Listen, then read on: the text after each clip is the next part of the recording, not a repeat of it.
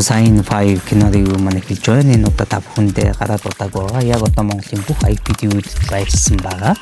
Хундаг дөрвөн хов Монголын сайхны киноны тухай ярих болно. Жинхэнэ сайн ээж гэдэг нь өөрийгөө алддаг биш, авч үлддэг хүнийг хэлдэг. Эмэгтэн өөрийнхөө яг юу хүсэж байгааг аюул сайн ойлгох хэрэгтэй. Юмны эд тэнцвэрийг олж амьдрах хэрэгтэй байхгүй юу? За энэ цаг мөчид идэвхтэй байж байгаа болохоор аль болох спойлергүйгээр та бүхэндээ киноны тухай сэтгэлээ олцголно. Намунго, Инхма, Сара нэг өдөр хамт подкаст хийх бөгөөд тэрэнд гинтийн тохиолдлоор сошиалд нийтлэгдэж улмаар вайрал болж олонний танил хүмүүсийн тонд орно. Бүхэн тэднийг хайрлаж, хүндлэж эхлэх боловч тун удалгүй үнэн төрх нь илчлэгдэж асуудал үүсч эхэлнэ. За киноны продюсераар жүжигч уянга номин нар өөрсдөө ажилласан бөгөөд мөн давхар гол дүртэн тоглож байгаа. Бас нэг гол дүр нь Хунцэнгүй. Найруулагчаар Жанчуу, зураглаачаар Отгоням, зураачаар Чогжоо Мүнсэл, дууны найруулагчаар Пүрв, зургийн дараагаар Батэрдэн нар ажиллажээ. Маркетингаа өөрсдөө даваад явна гэдэг бас амраг үлдээ. Ялцчгүй армаанаас мөнгө гаргах гэсэн учраас янз бүрийн подкаст, ТV ярилцлагууд оролцож яваа харагдсан. За жүжигч уянгийн хувьд бол оюутан багасаа Мааз эдтэй хамт нэг баг болж нэлээ явсан. Тэмээ би дурламаар байна. 18 нас би чам тавтай кино суутраа 37 дугаар тооч гэдээ бас фантастикийн бас нэлээ олон кинонд тоглож яваад. За ингээд хувийн амьдралгаа ороод одоо ингээд комбэк хийж ах шиг байна. За зөвхөн энэ кинон дээр ер нь нэг зарим нэгэн кинон дээр бас иршүүд байдлаар нь харагддаг шүү те. Хувь хүн тийм байж магадгүй. 10 жилдээ бол би нэр айгүй иршүүд охин байсан. Тэгээд бүжиглдэг болоод ч гэсэн ер нь л би айгүй тийм иршүүд намаа нөө гаачр огш маань хүртэл айгүй нэг банд шиг л юм явах юм гэж загиндаг байсан аахгүй. Би чи оюутан 1-р курстэй ер нь яг юм хослолтой үүргэвчээ үүрээл тэгэл явж идэг охин байсан. За харин номингийн хувьд бол бид бүгд мэднэ фантастикийн гүнжин. За энэ киноны өмнө 100 хэдэн сард маркетингаар бас нэлээд хэдэн төсөл дээр ажиллах шиг болсон. Альвэн намуудан энд хүйтэн бэм халуусаа угаш. Одоо бид нар кино хийж байна. Гай самтлагийн тоглол Wonderland Kids Festival гэх мэт ажлууд батсан. За оронжийн хөлөмс өдөгч гэдэг кинонд өмнө жил тоглож байсан бол энэ жил продюсер болсон байна. За энэ 100 маркетингаар нэлээд явсан нь бас дадлаг болсон байх гэж бодож байна. За дараагийн гол дүр бол Хунцэнгүй. За нэг хэсэг Батнимбүгүү киног болтлоос шуурлаа штэ тийм нэг золботгүй Монголын кино бодлоо гэж алга гэдэг шиг. За тэгвэл эмгэгтэй жүжигчлүүд яг одоо Хунцэнгүй кино гэж алгаа. Тусгаал бол анги дуран сайхны кино Эрдэнэсийн арал анхны гол дүрийн бүтээл нь болох одоо Үрдийн хайр, Улаан цэцэг гэдэг удуудлын залуунаас тоглосон. За Цасанхойг эндүүл тоглосон. Миний хайртай Пабло гэдэг Газар цэцгсийн дуулал гэдэг энэ үргэлжлсэн олон бүтээлүүд байна. Энэ жүжигчэнд бол за найруулагч нь бол Жанчуу. За яа энэ үний одоо бол орж авсан контент дуран сайхны кино гэх юм бол бараг нийлээ 100 авсан байх гэж таамаглаж байна. За ковидод хүртэл зүгээр суугаа үнш дэмшээлтэй хамт нэг контент хийсэн улсын ихтлгүүд дотор гацчих чаддаг кино чинь одоо нэрийг нь мэдэхгүй байна. Ямар ч хэлсэн номин тоглолтог санагдаж байна. За хундаг дөрвөн хов гэдэг энэ киноноос өмнө 24 онд гарч ирсэн Оранжийн Эрдэнэсийн арал гэдэг кинонд суурын дүр тоглосон. Энэ бол бас яа сайн болсон гэж бодож байгаа. Энэ эсрэг дүр тоглоод өгөл яасан юм бэ гэж бас элемент санагдчихээн. За энэрлэгч гэдэг кино мэдж байгаа шүүдэд цэцгийн тоглодог те. За Адиа бас тоглодог. Энэ кинонд Адиа бол маш гоё эсрэг дүрийг гаргасан гэж боддог шүү дээ. Манайхан тийм нийгмийн кино тоглуулаад байдаг болохоос ш.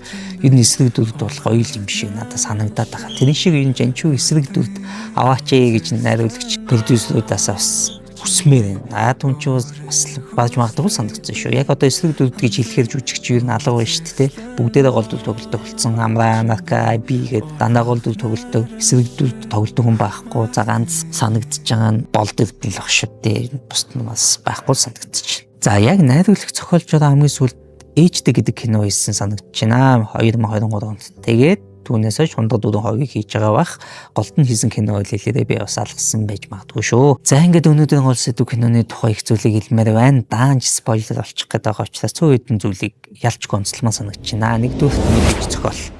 За зохиолч яхан бодит байдлаас давсан үнэмшилгүй бичигдэжээ гэж бодож байгаа. Энийг ч мэдэхгүй танихгүй хүүхнүүд гинт подкаст юм санагдаад тэгээ эзэн чинь өөтөн баярлал болоод маргаш хөлөнд босоод ирсэн чинь түмний од хүн болгон сайлал те магтаал одоо эгээтэй л бараг гарын үсгээ өгөөч гисэнгүү нэр тэгж тэнэгтгэвдээ тэ нэг эдэ охин гүйж ирээл нэг ийкүүлийг нэг сонгоцны бодолтой тусдаг шиг бага хөгтөд чаваад Одоо хэвлэл мэдээллийг ингээд зураглаа сэтгүүлчнэр одоо микрофоноо барайл ирэх юм байх гэж арайч тэхгүй байлгүй гэсэн арайч тэгээгүй. Тэгээ ерөнхийдөө баг тиймэрхүү юм болох анзааны юм болсон шүү. За магадгүй тэгээ өмнө нэг хэд хэдэн подкаст хийгээд тэр нь бүтлгүүдэд тэгээ нэг удаагийн подкаст дээр арай өөр сэдвээр ирсэн чинь тэр нь олон түрээнд тэгээд вайрал болсон тийм тохиолдол байж болно шүү дээ тий. Эсвэл одоо хэний ч ярьдаггүй сэдвээр хэлсэн байж болно. Жишээ нь одоо сексийн тухай ил тод нөгөө секс кауч хүүхэн шиг тий. За нүүр царайгаа гаргаад одоо юу тий хуучны сценийг дээр гардаг байсан өдөн дээр шиг ч юм уу тий подкаст байсан бол болж ид. Жагт нь бүгд царайлаг болохоор хүмүүс таалагдана. Гэтэл хэний ч мэдгүй нэг хүүхнүүд тий захын номын санд байдаг дипломын ажил гэдэг шиг одоо фэйсбүүкээ нээнгүүд л гарч ирдэг эмэгтэйчүүдийн тухай ярианы сэдвийг ярихлаар чинь жолцохгүй шүү дээ тий. Бараг л дарахны зар эрдэнтийн машины та донтын ичүүд гэсэн группүүд дээр өдрөө болгон шахуу бараг лайваар ярьдаг сэдв шүү дээ. Тэгэхээр онцгүй байна. Хоёрдугаар. За надад тийг санагдаад байгаа юм боо. Жинчүү найруулагч албаар ингэж байгаа юм уу? Туслах дөрүүд нь дандаа дааблаараа эсцэн бүрт орж байна. Алгааны МК2, Анх сүхмэн баа2, Хуланжука 2, Тэнгисийн иргэн чинцонай зохинтойгоо Армати 2 гээд бүгд ингэж дааблаараа энэ одоо найруулагчийн сабтекст яваад байгаа мó гүү мүү би эсвэл тэгж бодоод байгаа юм мэдгүй юм болчихлээсэн бүх юм дээр дааблахосоор эсцэн болгон дээр жүжигчд нь явж байна. За жүжигчин хулангийн хувьд бол драмын хулан, галагийн хулан их гоё тогсон. Энэ хот тэр чигээрээ том. За энэ кинонд хамгийн туршлагатай жүжигчин байх гэж бодож байна. Цаанаасаа юу нэг тийм мэрэгжлийн боолтой харагдсан. За нэг хаа газрын нэг хүчрэхэг эмхтэй захирлууд нэг аашаавэр нам төрхөн нэг тиймэрхүү байдаг даа гэж нэг бодогдтол сайхан жүжигсэн байлээ.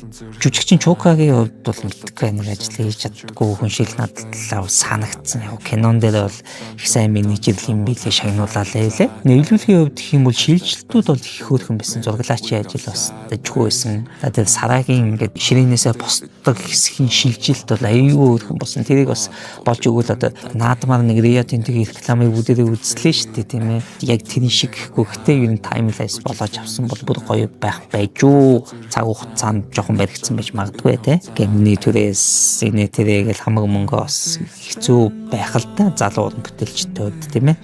Ерөнхийдөө бүтээлч шийдэл жоохон тутсан юм болоо гэж бодож байна. Жоохон гэлзуулчих гэж бодсон байх. Гэхдээ ерөнхийдөө зориглаад бас анх удаага продюсерлж байгаа энэ номын уянгаа гэдэг продюсерууд жүжигчин ус давхраа хийгээд маркетингаа хийгээд ингээд кино болгоод гаргасан нь сайшаалтай байна. Дараагийн кинонууд нь бас гоё болох байхаа гэж бодож байна. Бүх IPTV-д байгаа учраас бас Монгол кинонуудаа та бүхэн маань үзээрэй. Үзэхгүй байсан ч болно л тоо. Ерөнхийдөө нэг иймэрхүү кино юм шүү гэж хэлхий хүслээ. Ундаг дөрөв хов байлаа.